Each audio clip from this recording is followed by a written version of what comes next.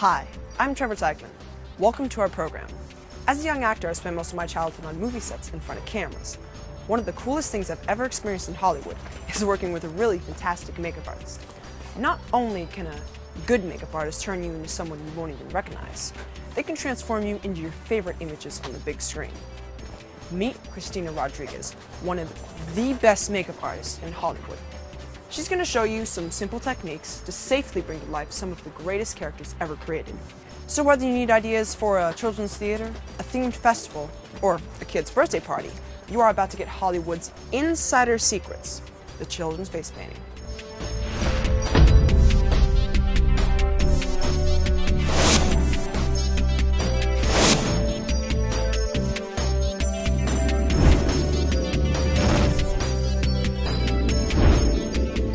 One of the skills that's really profitable as a makeup artist is learning how to face paint. It costs very little money to build a kit, so today we're going to explain some of my favorite products to work with when you're doing face painting. One of the things that you need that's really essential is a nice variety of brushes.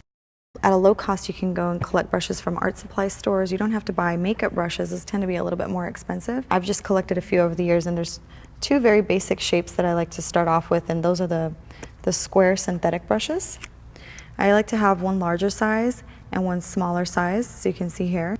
The reason why we use synthetic brushes versus natural fiber brushes is because the paint will adhere to them and actually transfer onto the face a lot better than if you use the natural hairs.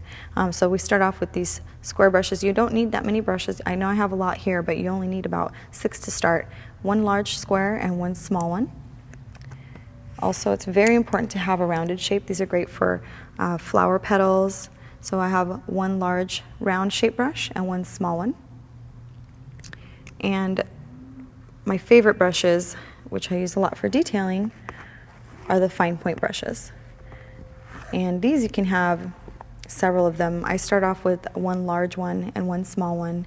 And I do collect a lot of these because when you're using a variety of colors, especially something that's light and really dark, it saves you a lot of time if you have more than one so that you can switch off and not have to clean them so much. Okay, another thing that you're really going to need to do face painting are sponges, and there's a couple sizes that they sell.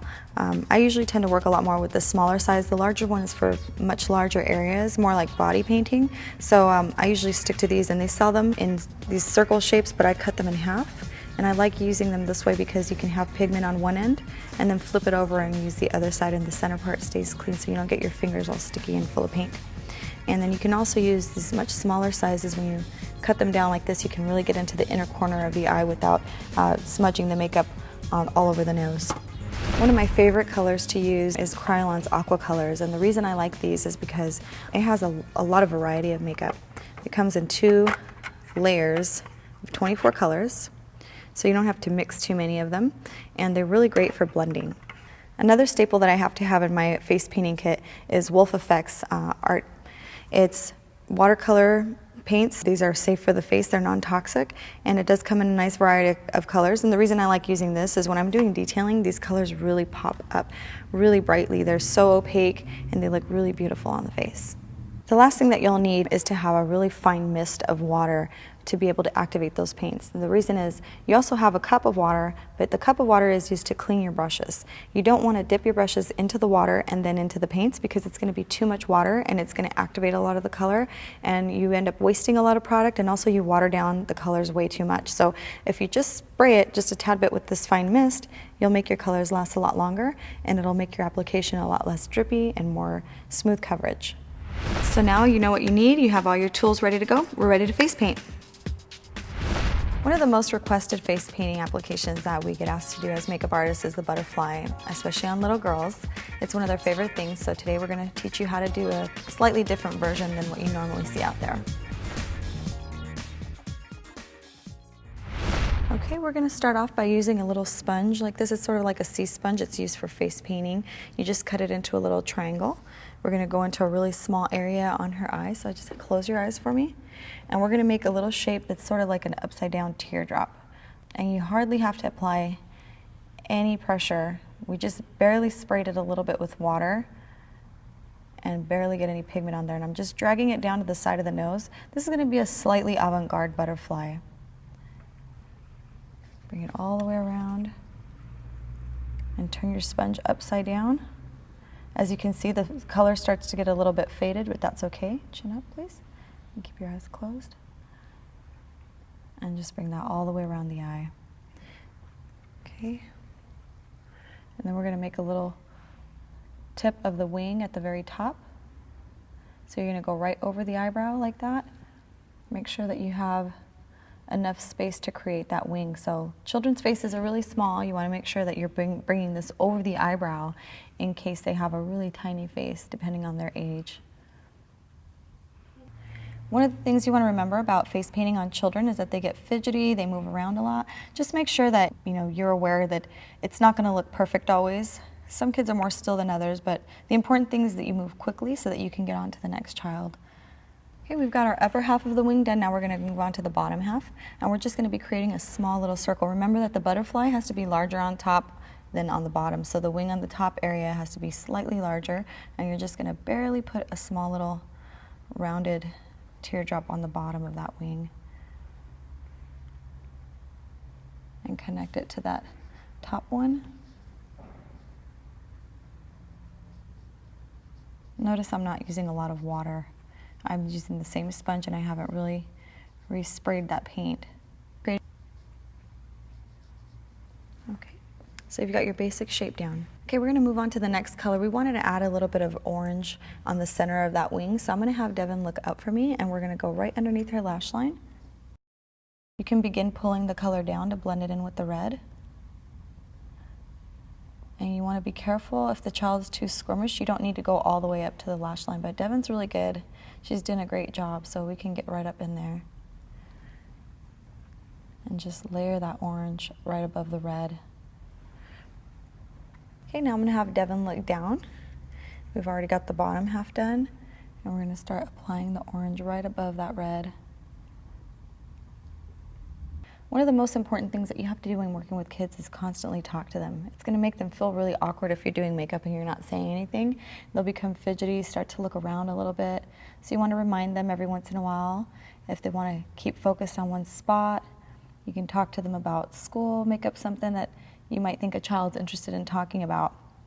You want to make it really fun for them. This is face painting. This isn't something that you're doing for on camera or anything like that. You want to make the experience exciting and fun. I mean, kids really look forward to getting their face painted, so you want to make sure that they're having a good time in your chair. Okay, we're going to go into the detail on this butterfly. We've already got our base shape down. Again, remember, it doesn't have to be perfect. One of the things you do have to do is switch over to a brush. And to do any detail, you're going to need a fine-tipped brush. We're going to be doing lines with the black, so you don't want anything too thick. Okay. Make sure you wipe off any excess paint. Now I'm going to hold her face, and I'm going to start at the inner corner of her brow, and I'm going to bring a line all the way down the middle of her face. Now that's a little bit light, so we want to pick up a little bit more pigment. And then hold her face again so she keeps her chin up. Start here in the center and bring that line down. And then just start outlining the outer edge of the butterfly. If you feel like the paint's a little bit too dry, you can always re-wet it, or you can just find a spot in that little paint dish that you have that's a little bit more moist and pick up more pigment in a wetter area. Okay, I'm just going to continue to outline the whole entire shape that I created earlier. Remember, my line isn't perfect right now. It's a little bit messy, but this is kids' face painting. So you're just tracing that outer edge. We're not too worried about this upper half because we're going to be creating more shapes and intricate details up above. And then you want to take this brush and start in the center here and bring it and wrap it all the way around to make that top half of the butterfly wing. Re-wet that brush again. Bring it all the way down and around. And you're making sort of an upside down teardrop. I'm having Devin close her eyes now, and I'm going to ask her to keep them closed until I tell her to open them. And the reason is I'm going to start doing the detail on the upper half of the butterfly. If she opens her eyes, it's going to transfer the paint from the bottom lid onto the top, and it'll mess up the effect. So we don't want them to be unhappy with their paint job. You want to make sure that you let them know what's going on. Again, constant communication with your client, even if they're children. So I'm going to start at the very inner corner of the eye and go up. And I'm going to create my first heart.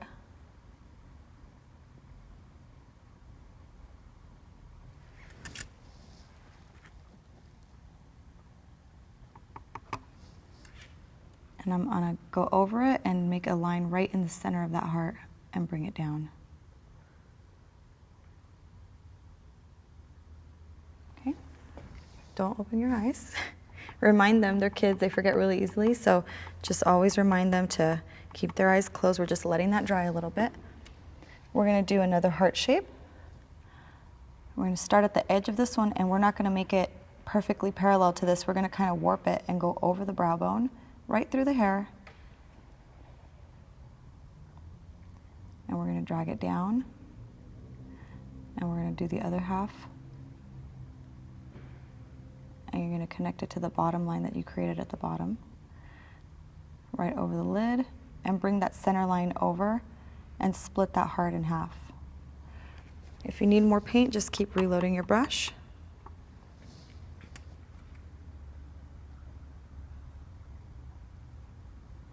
And go right over that area. And retrace that heart again. We're going to do one more heart shape. And we're going to go out almost to the outer edge. And then all the way to the lash line. And then split that heart in half. So these are warped hearts. I know they don't look like perfect hearts, but it's an easy way to remember how to make these lines. I'm going to go on and do just one more heart right here at the bottom. So it's going to be from the bottom lash line all the way around and up. So we're going to do that next heart. And I've already split it, as you can see. And we're going to stop right there. And then we're going to go back and we're going to start filling in all these little spaces that you have left with the black. So now we're going back in again, filling in all these spaces, and just remind your client that she needs to keep her eyes closed until it's totally dry. Okay, at this point you can go a little bit heavier with the brush with the black, because we're going to fill in this whole upper half. So if you press down, you can cover more area instead of doing fine little lines. You can also switch brushes if you have time.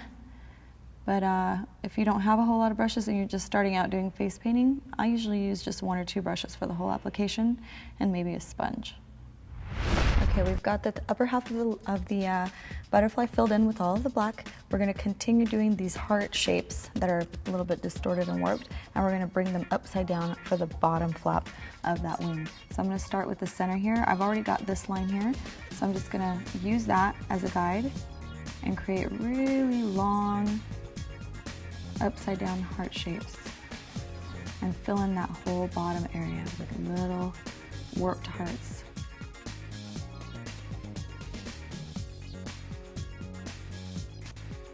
So now that we've got the wings done, we want to go in and put the bug's little face and the antenna on the very top. This is a side profile butterfly. We're only doing half of the face, so we're going to make sure that the little face of that butterfly is looking outward. So first we're going to create a little circular shape right here at the top. Again, it doesn't have to be perfect. And you're going to start to connect it. It doesn't have to look perfect again. And then the last thing we're going to do is we're going to make an antenna. We're going to bring that up, and you're going to bring it forward and make a little loop. So I have a pretty large area to work with wherever you see this wide black area, and in between here we're just going to kind of go around and create some white dots. I'm using 2 separate brushes. One is a little bit bigger than the other because the larger dots will go on the outside, and then you'll continue on the inside with the smaller dots. So just start at the top, and they're just going to be random little dots. They don't have to be perfect. Butterflies don't have perfect little polka dots. So just start placing them wherever you see the black. And tilt your head up. And she's doing a great job. Again, remind her how good she's doing. She's keeping her eyes closed, making your job really easy. And then go back in with some smaller ones to get close to that edge. And just reload your pigment onto the brush.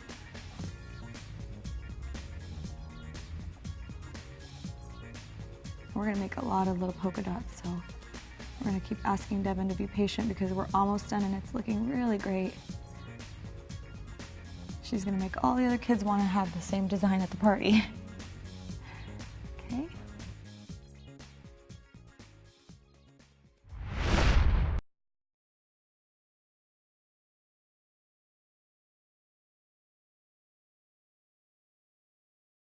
Okay, one of the last things we want to do is add the eye on the little bug's head.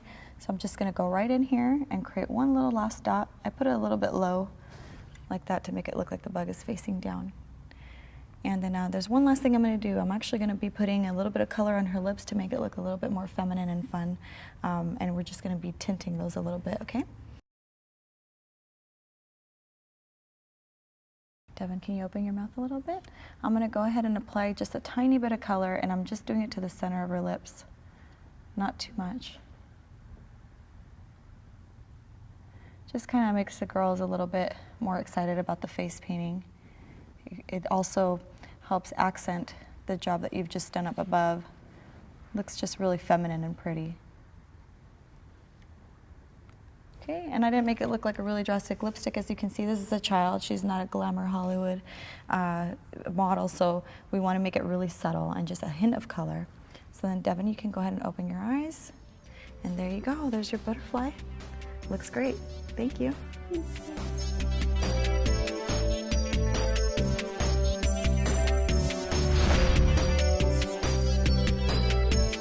All right, we already have a completed look here, but we want to explain to you that you can do a lot more intricate designs, and I'm just going to walk you through what we did here to create this look.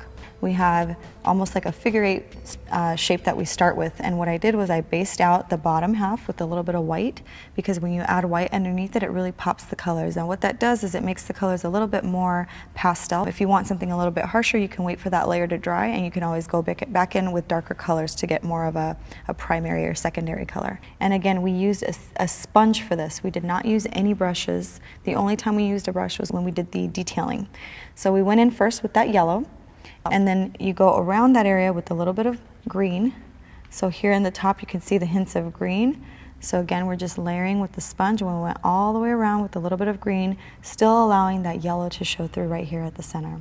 And then the last color that we end up adding at the very end is this orange all the way through and down the center of the nose. So we're going to define those areas by going in with a really sharp brush and some black pigment.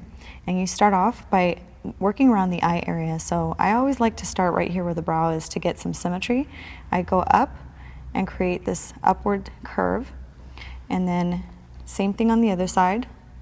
And lastly, you want to go in and create little speckles all the way around the bridge of the nose, the side of the nose, and the cheek area.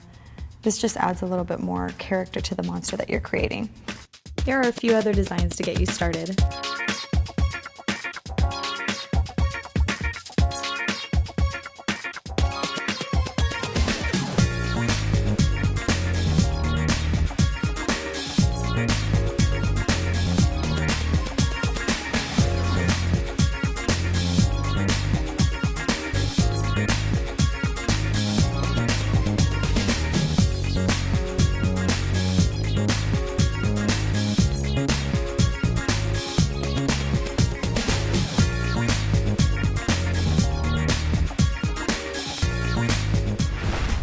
Well, there you have it.